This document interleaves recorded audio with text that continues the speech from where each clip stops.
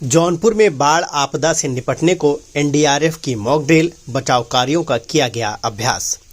जौनपुर शहर के सद्भावना पुल के नीचे स्थित विसर्जन घाट पर शुक्रवार की दोपहर करीब 12 बजे एनडीआरएफ वाराणसी की टीम द्वारा बाढ़ आपदा से निपटने के लिए मॉक ड्रिल का आयोजन किया गया।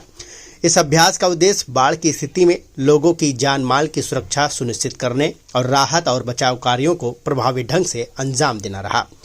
मॉक ड्रिल के दौरान एनडीआरएफ की टीम ने नदी में फंसे लोगों को सुरक्षित निकालने, नाव के माध्यम से रेस्क्यू, रस्सियों की मदद से बचाव, प्राथमिक उपचार और घायलों को सुरक्षित स्थान तक पहुंचाने का बखूबी प्रदर्शन किया। टीम के जवानों ने यह भी बताया कि बाढ़ के समय घबराने के बजाय किस प्रकार संयम से काम लेकर सुरक्षित स्थानों पर पहुंचा जा सकता है। इस मौके पर एनडीआरएफ वाराणसी के डीआईजी मनोज कुमार शर्मा ने बताया कि एनडीआरएफ मुख्यालय के निर्देश के क्रम में जौनपुर शहर में यह मॉक ड्रिल आयोजित की जा रही है। उन्होंने कहा कि हर साल मानसून के दौरान बाढ़ की आशंका बनी रहती है। ऐसे में पहले से तैयारी और अभ्यास बेहद जरूरी है।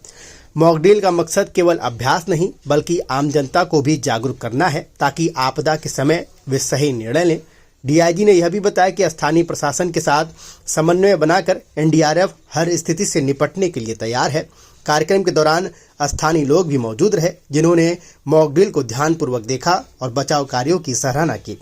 मॉक ड्रिल से आपदा प्रबंधन को लेकर लोगों में भरोसा और जागरूकता दोनों बढ़ी है।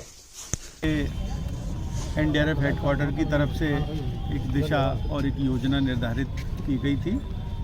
उस के तहत हमारी जो एनडीआरएफ की यूनिट है वाराणसी में, तो उसमें जितनी भी हम टीमें हमारे पास हैं, तो ये एक वार्षिक अभ्यास है जिसमें हमारी अधिकतर टीमों को बाहर निकालकर हमने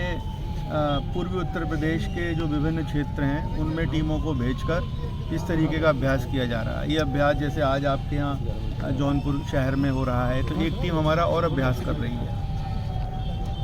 इस टीम के अलावा, और अलग अलग जगहों पर जैसे कि वाराणसी है, लखनऊ है, गोरखपुर है और उसके आसपास के जो क्षेत्र हैं, यहाँ प्रयागराज है, यहाँ पर अलग अलग अभ्यास चल रहा है।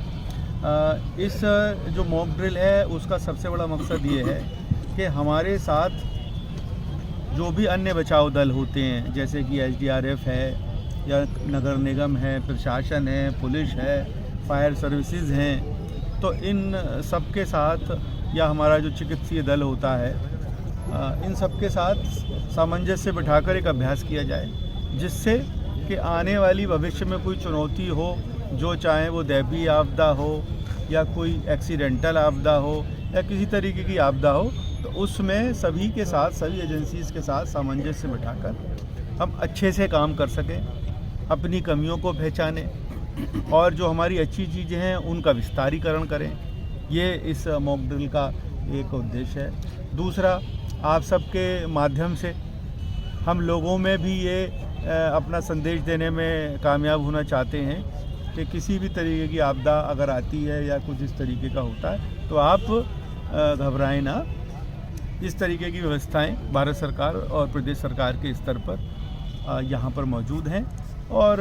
आपको पता है कि हम वर्ष भर स्कूलों में जाकर एनसीसी कैडेट्स के मध्य और हमारे साथ जितनी भी एजेंसियाँ हैं उनको हम वर्ष भर ट्रेनिंग देते हैं।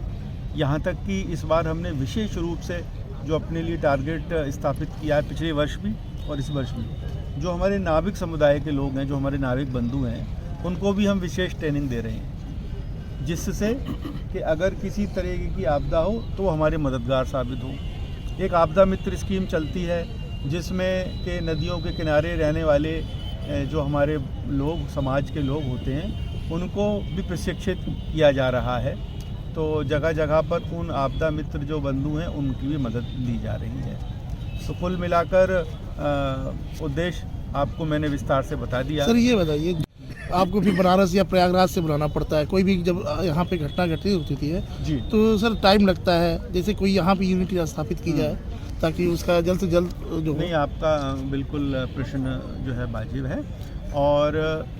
इसके लिए अभी जो है एसडीआरएफ की और टुकड़ियों को बढ़ाने का ये प्रयास चल रहा है, लेकिन वाराणसी से ज़्यादा दूर नहीं है